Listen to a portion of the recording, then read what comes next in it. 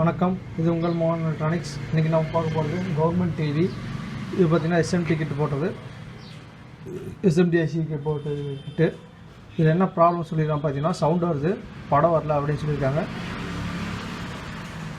இப்போ பார்த்தீங்கன்னா ஒரு சப்ஸ்கிரைபர் ஒரு கிட்டு கொண்டு வந்தால் எப்படி நம்ம கம்ப்ளைண்ட் எந்த இடத்துல வரும்னு சொல்லி கண்டுபிடிக்கிறது அப்படின்னு சொல்லி கேட்டிருந்தாரு.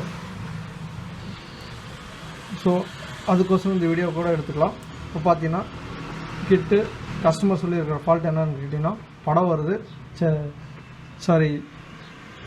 சவுண்டு வருது, ஆனால் படம் வரல அப்படின்னு சொல்லியிருக்காங்க. இப்போ நம்ம செக் பண்ண வேண்டியது பார்த்தீங்கன்னா, பவர் சப்ளை நல்லா இருக்குதா இல்லைன்னு ஃபஸ்ட்டு செக் பண்ணிக்கணும். அது பார்த்தீங்கன்னா பவர் ஆன் பண்ணிக்கிறேன்.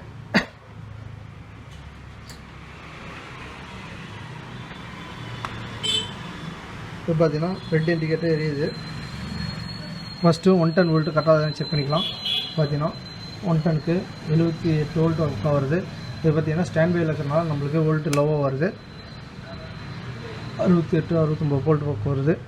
அடுத்து பார்த்தீங்கன்னா 13 வோல்ட்டு, அடுத்து 12 வோல்ட்டு, அடுத்து 5 வோல்ட்டு. இப்போ பார்த்தீங்கன்னா ஸ்டாண்ட் பை ரிலீஸ் ஆச்சுன்னா டியூனுக்கு 5 வோல்ட் வரணும். இந்த ஸ்டாண்ட் பை ரிலீஸ் ஆகலை. இப்போ பார்த்தீங்கன்னா ஸ்டாண்ட் பை ரிலீஸ் பண்ணுறேன். பார்த்தீங்கன்னா ஸ்டாண்ட் பை ரிலீஸ் ஆகணும்னா 5 வோல்ட் வந்துருச்சு டியூனருக்கு. இப்போ பார்த்தீங்கன்னா 110 எவ்வளோ வருதுன்னு செக் பண்ணிக்கலாம். 118 வோல்ட் வந்துருச்சு. அடுத்து பார்த்தீங்கன்னா 25 வோல்ட், அதுவும் கரெக்டாக தான் இருக்குது. அடுத்து 12 வோல்ட், அதுவும் கரெக்டாக தான் இருக்குது. ஆடியோக்கு போகிற வோல்ட்டும் கரெக்டாக தான் இருக்குது. இப்போ நம்மளுக்கு பார்த்தீங்கன்னா ஆடியோ வருது, பிக்சர் ரிலீஸ் ஆகும். இப்போ ஸ்டாண்ட் பை ரிலீஸ் ஆகிடுச்சு. ஆனால் பார்த்தீங்கன்னா டிவி நம்மள படம் வரல.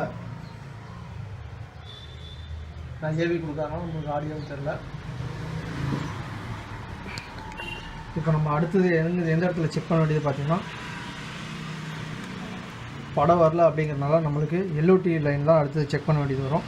பார்த்தீங்கன்னா 110 வோல்ட் வந்துருச்சு, ஸ்டாண்ட் பை ரிலீஸ் ஆகிடுச்சு. இப்போ பார்த்தீங்கன்னா எல்ஓடி ஆசிலேஷன் ஆச்சுன்னா தான் நம்மளுக்கு படம் வரும். இப்போ பார்த்தீங்கன்னா ஆசிலேட்டர் காயிலுக்கு வோல்ட் வருதான்னு செக் பண்ணிக்கலாம். இப்போ பார்த்தீங்கன்னா ஆசிலேட்டர் காயிலுக்கு 11 வோல்ட்டு கரெக்டாக தான் இருக்குது. எல்ஓடி ஆசிலேஷன் ஆகலை. இப்போ பார்த்தீங்கன்னா எல்ஓடிக்கு 110 வோல்ட்டு இன்புட் ஆகுதான்னு பார்த்துக்கலாம். இது பார்த்தீங்கன்னா எல்ஓடி பின்னிலேருந்து நம்மளுக்கு 110 வோல்ட்டு எல்ஓடி போகும். அதில் பார்த்தீங்கன்னா பி ப்ளஸ்ன்னு வரும். அது பார்த்தீங்கன்னா இந்த பின் தான் எல்ஓடிக்கு போகிற 110 வோல்ட்டு. இதில் பார்த்தீங்கன்னா நம்மளுக்கு 110 வரல. அங்கேருந்து பார்த்தீங்கன்னா ஒரு ரெசிஸ்டன்ஸ் போட்டிருப்பாங்க.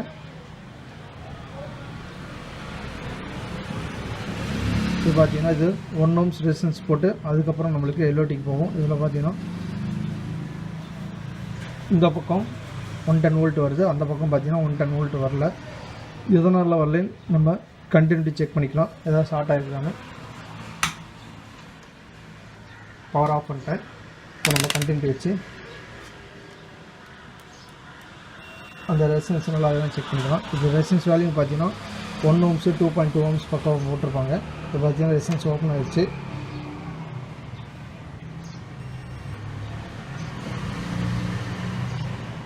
ரெசிஸ்டன்ஸை நம்ம ரிமூவ் பண்ணி விட்டு செக் பண்ணிக்கலாம். ரிமூவ் பண்ணிவிட்டு செக் பண்ணால் நம்மளுக்கு ஓம்ஸ் காமிக்காது, ஏன்னா ரெசிஸ்டன்ஸ் ஓப்பன் ஆகி போச்சு. இந்த பக்கம் 110 வந்து அந்த பக்கம் 110 வரல. அடுத்து நம்ம செக் பண்ண வேண்டியது பார்த்தீங்கன்னா எல்ஓடி அவுட்புட் நல்லா இருக்குதான்னு செக் பண்ணிக்கலாம். பார்த்தீங்கன்னா எல்ஓடி அவுட்புட்டு ஷார்ட் காமிக்குது. ஸோ அதனால தான் நம்மளுக்கு இந்த ரெசிஸ்டன்ஸ் ஓப்பன் ஆகிடுச்சு. எல்ஓடி அவுட்புட் ஷார்ட் ஆனதுனால அதுக்கு எல்ஓடிக்கு உண்டான சப்ளை ஐசி லோடு எடுக்க வேணாங்கிறதுக்கோசம் இந்த ரெசிஸ்டன்ஸ் ஒன்று பர்ன் ஆகிடுச்சு. இப்போ நம்ம எல்ஓடி ப்ளஸ் இந்த அவுட்புட்டு சேஞ்ச் பண்ணிவிட்டு அப்புறம் இந்த ரெசிஸ்டன்ஸு சேஞ்ச் பண்ணால் இந்த டிவி ரெடி ஆகிடும். அதுக்கு முன்னாடி வேறு ஏதாவது ஷார்ட் இருக்கான்னு செக் பண்ணிக்கலாம். இப்போ பார்த்தீங்கன்னா எல்ஓடி அவுட்புட் ஷார்ட் ஆகிடுச்சு. அடுத்தது பார்த்தீங்கன்னா வெர்டிகல் ஐசி நல்லா இருக்கான்னு செக் பண்ணிக்கோங்க. ஏன்னா ஒவ்வொன்று வெர்டிகல் ஐசி ஷார்ட் ஆனால் கூட நம்மளுக்கு அவுட்புட்டு லோட் ஆகிரும். பார்த்தீங்கன்னா வெர்டிகல் ஐசி சப்ளை நல்லா தான் இருக்குது, எதுவும் ஷார்ட் ஆகலை. இப்போ நம்ம எல்ஓடியும் அவுட்புட்டும் சேஞ்ச் பண்ணாவே இந்த டிவி ரெடி ஆகிரும். எல்ஓடி நம்பர் பார்த்தீங்கன்னா 4028W 4028 Q W எல்லாம் ஒன்று தான், எது வேணாலும் நம்ம யூஸ் பண்ணிக்கலாம். அது கீழே பார்த்தீங்கன்னா 4095A போட்டிருக்காங்க. இது 3 நம்பரில் எந்த நம்பராக இருந்தாலும் நம்ம இதில் யூஸ் பண்ணிக்கலாம். அவுட்புட் பார்த்தீங்கன்னா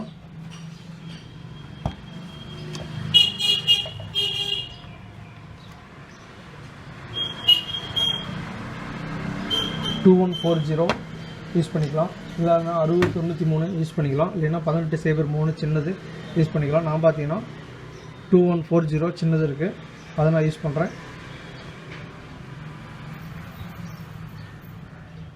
2140 என்கிட்ட இருக்குது, அதை நான் போட்டுக்கிறேன்.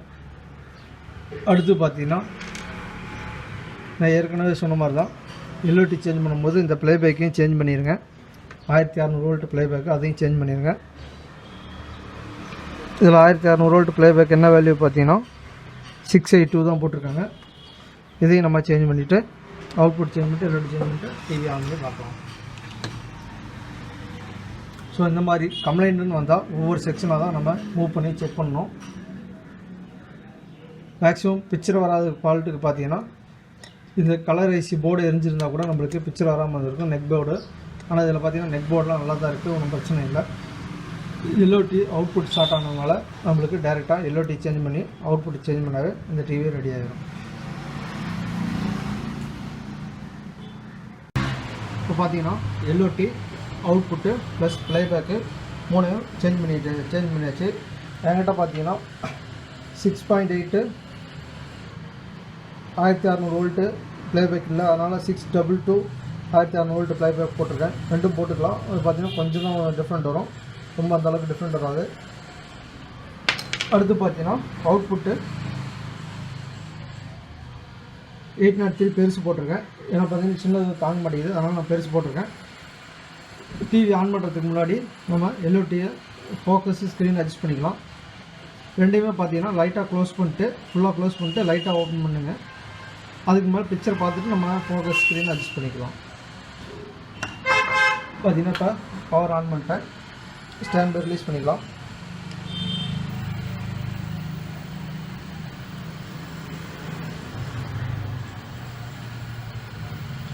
பார்த்தீங்கன்னா ஸ்டாண்ட் பை ரிலீஸ் ஆகிடுச்சு.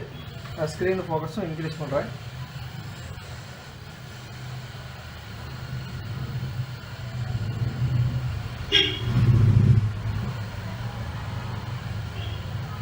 பார்த்தீங்கன்னா பிக்சர் நம்மளுக்கு கிளியராக வந்துடுச்சு.